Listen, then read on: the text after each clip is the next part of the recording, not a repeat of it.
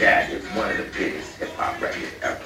Run DMC is the first record that I actually stole money from my mother to go buy. That song was like socially relevant, but you can dance to it. It was a good message, the beat was crazy, and the way they were screaming, like they were like letting you know, like, no, listen to me.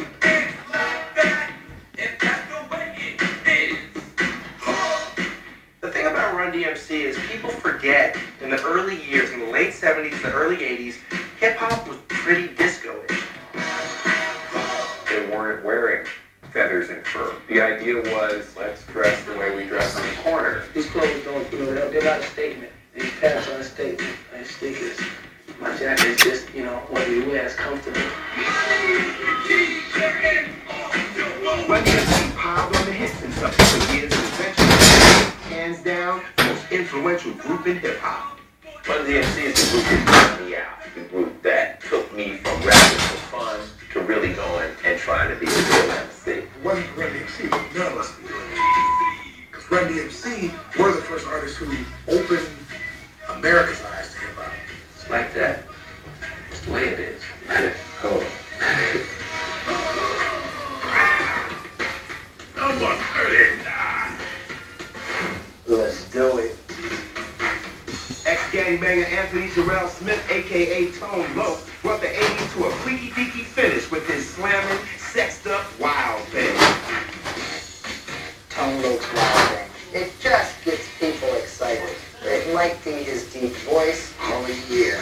It might be the Van Halen sample. Whatever it is, it truly takes a party to the next level.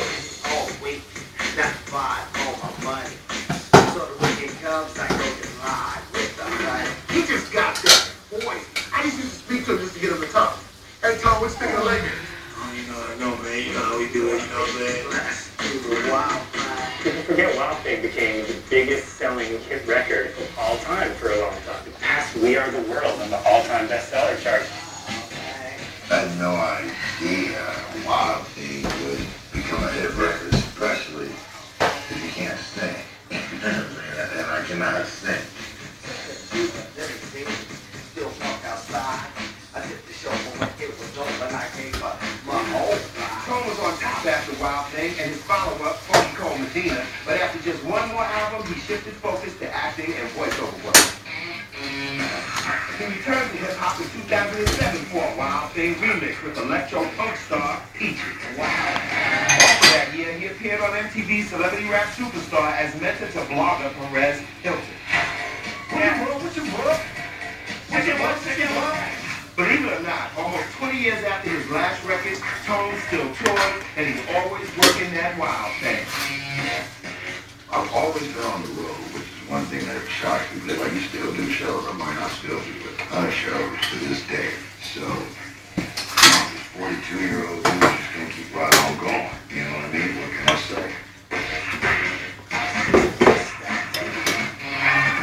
Number 38. Kicking off the multi-platinum selling Dangerous Mind soundtrack featuring a classic Stevie Wonder sample, Gangsta's Paradise did more than define 1996. It made LV, Coolio, and Coolio's hair into stars. As I walk through the valley of the shadow of death, I take a look at my life every day. It was undeniable. As soon as you heard those keyboards come on, you just were like, damn, you dropped out in the club. It was just like exploding. I never crossed a man that didn't deserve it. We can see it like a drum, you know that's unheard of. The video is pretty intense. He sits down and faces a very tough Michelle Pfeiffer. He's coming at her hard, and she's just like, I can take it. I'm Catwoman, bitch.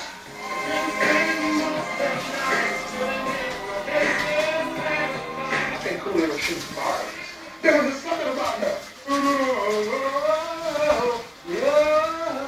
Love that sort of eerie. But when Weird Al Yankovic wrote a parody called Amish Paradise, Coolio didn't get the joke.